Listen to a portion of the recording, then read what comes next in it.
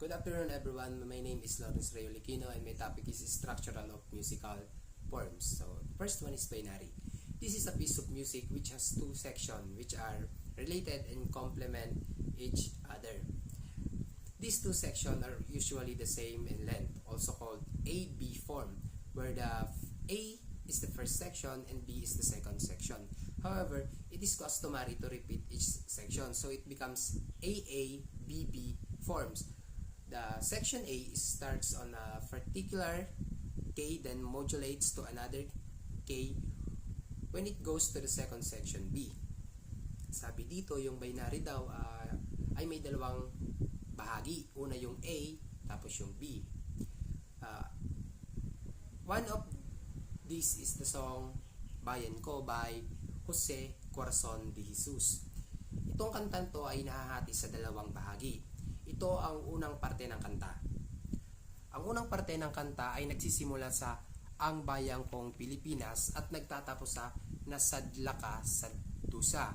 Yan po yung A or ang unang bahagi ng kanta. Sunod naman po yung pangalawang bahagi ng kanta, which is yung B, yung pangalawang bahagi ng kanta, na nagsisimula sa Ibong Bang May Layang Lumipad at nagtatapos po siya sa Makitang Sakdal Laya. Ngunit may mga awit na inuulit nila yung unang parte, which is ginagawa nilang A, tapos minsan inuulit rin nila yung pangalawang parte, which is B, B. Ngunit okay po yun. Binary pa rin po yun. Wag lang po gawin na A, unang parte, pangalawa, B, yung pangalawang parte, tapos A ulit. Hindi na po yun binary, which is ternary na po yun. So, next one po is the ternary, also called ABA form. This form has three sections, where A is the opening section, followed by B section that is different yet complementary and tonally related. After this, the A section is repeated. Sabi daw dito, yung ternary daw ay nahahati sa tatlong bahagi. So, ang example ng ternary ay ang Twinkle, Twinkle Little Star. Sa nakikita nyo po, yung Twinkle, Twinkle Little Star po ay may tatlong bahagi. Una po yung unang bahagi, yung A, yan yung po yung unang bahagi. Sumunod naman po yung B, yung pangalawang bahagi, tapos inulit po yung A, yung unang bahagi. Kumbaga naging ABA po sila, kaya po sila tinawag na ternary. So next one po is the rondo.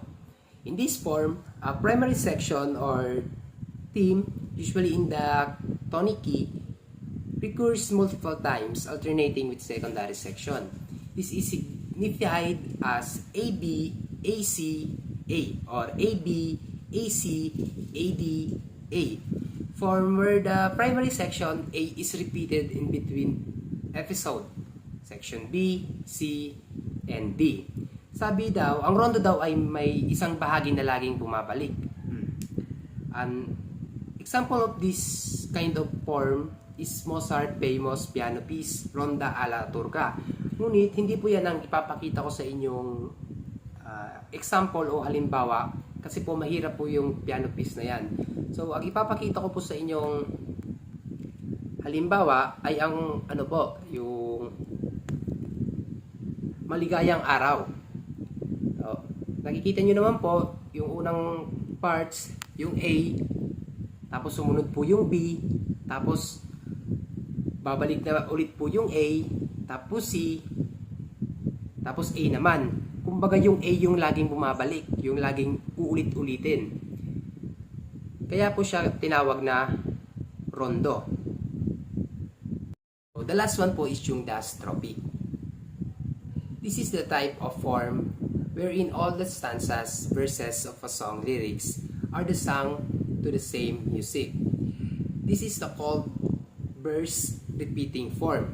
Sabi daw po dito, ang strophic daw po ay pare-pareho daw po yung tunog ng bawat parte, pero iba-iba lang po yung kanilang lyrics.